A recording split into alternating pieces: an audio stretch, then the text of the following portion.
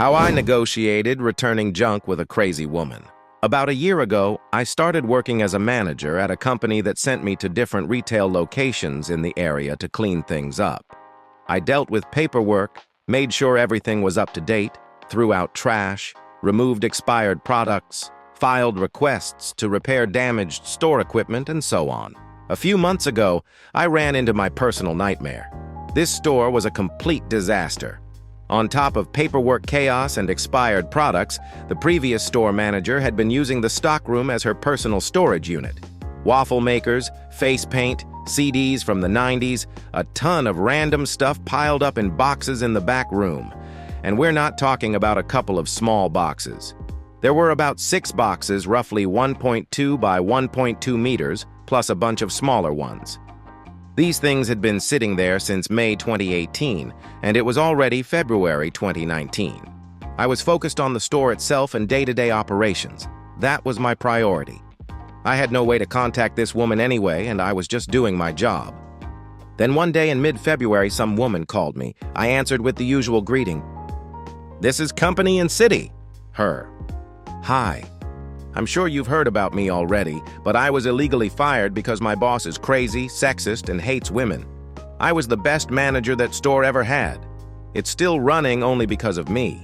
And then a whole lot more nonsense about things I knew nothing about." Her. "And Mike said you're supposedly a decent guy, but apparently that's not true. I guess I'll have to sue you too. So who do I serve the papers to?" "Me. Sorry, what?" This was literally everything I had ever said to this woman up to that point. Her. "I just want to get my stuff back and you're not giving it to me. So who are you? I need to serve you the subpoena." Me. "I'm sorry all of that happened to you, but there's really no need to take this to court.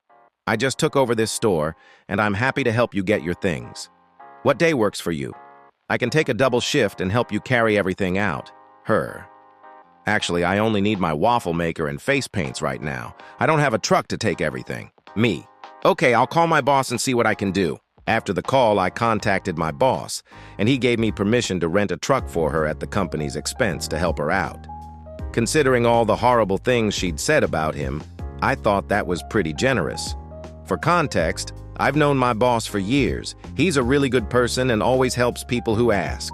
Yeah, he can be blunt, but that's just his work style. He'd been my boss before, which is how I ended up at this company, called her back and told her what my boss said, and she exploded. Her. "Are you serious? I'm a single mother. I sprained my wrist and can't unload a truck myself. You're obligated to hire movers to deliver my stuff and carefully carry it into my house." Me. "I'm sorry, but I can't do that. My boss only approved renting you a truck, that's it. I'm happy to help you load it." Her. "I'm not giving you or your boss my address. You'll stalk me." Me. "I'm honestly exhausted. Listen, I'm just trying to help you. I want your stuff out of the stockroom just as much as you supposedly want to pick it up. I'm doing everything I can to make this happen, but I can't help you if you're not willing to meet me halfway." She said she'd call the police and hung up. After that, she kept calling the store, saying she was coming to get her stuff, and then never showed up. She constantly threatened the police but never actually called them. Eventually, I got fed up and called the relevant authorities myself just to ask what I should do. I didn't want to mess anything up or get in trouble. They told me to give her 30 days to collect her belongings, and if she didn't, they could be disposed of. They also told me to document this in writing. I mentioned that she wouldn't give me her address. They said I could notify her by SMS or email, and that would be sufficient. So I messaged her, since that was the only way to reach her. "Hi, I just spoke to my boss and the police. I was informed that I have the legal right to give you 30 days notice to collect your belongings. If you don't, they will be disposed of. This is your 30-day notice. Please collect your items before I throw them away." I even sent her a mid-period reminder.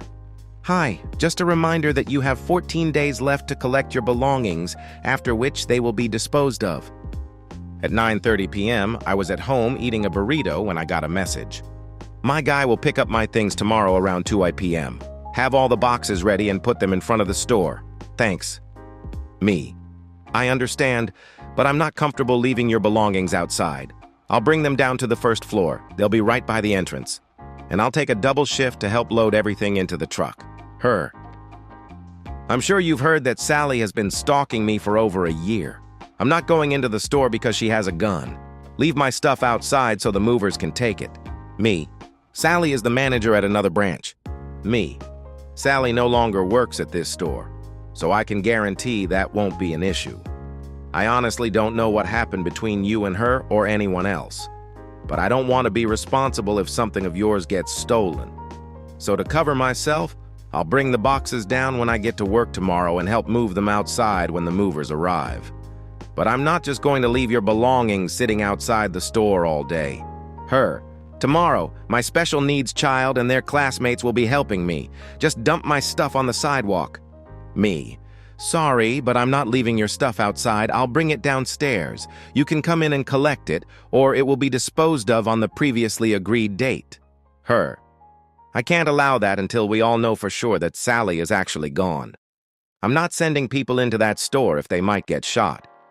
In my head, I was thinking, you're afraid of people getting shot, and yet you're bringing your special needs child there? Me.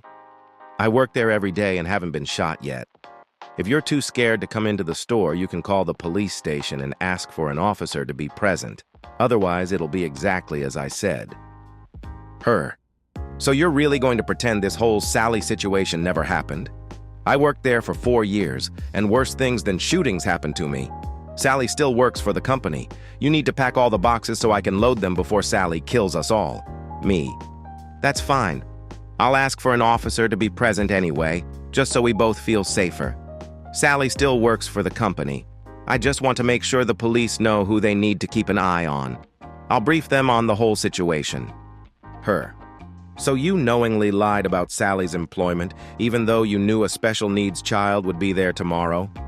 Me. I didn't lie. I told you Sally no longer works at my store. I'll explain everything to the police, and that's that. After that, she just kept texting, "You lied about Sally?" And I stopped responding.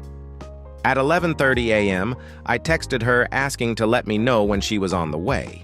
No response. I was supposed to leave work at 3 p.m. to avoid overtime. At 2:30 p.m., still nothing. At 3 p.m., I texted her that I was leaving for the day and that if she decided to pick up her things, she'd need to give me 24 hours notice so I could request police presence. She completely lost it. Her. The moving company just arrived, and I already paid them. Do you really want me to lose hundreds of dollars after you agreed I could pick up my stuff today? I told her to come get her things and that I would stay late. I called for a police officer, and while we waited for her to show up, I showed him all the messages. She walked in, didn't even look at the boxes, and said, "That's not everything. You stole my vacuum cleaner and my art supplies." Then turned to the officer. He told me he'd put all the boxes outside the store, but he didn't. Just so you know, he's a pathological liar. Me. I have hardwood floors and zero artistic talent, so no, I didn't steal anything. Also, the officer read our entire message thread. Silence. She just started loading the boxes. Officer, okay, make a list of everything that's missing and we'll follow up later. It later turned out that this woman had created a hate page about the company and was trashing poor Sally all over the internet, even though all Sally ever did was work under her supervision. That's all the stories for today. Thanks for listening to both. Check out our previous videos right here and don't forget to subscribe to the channel. Good luck.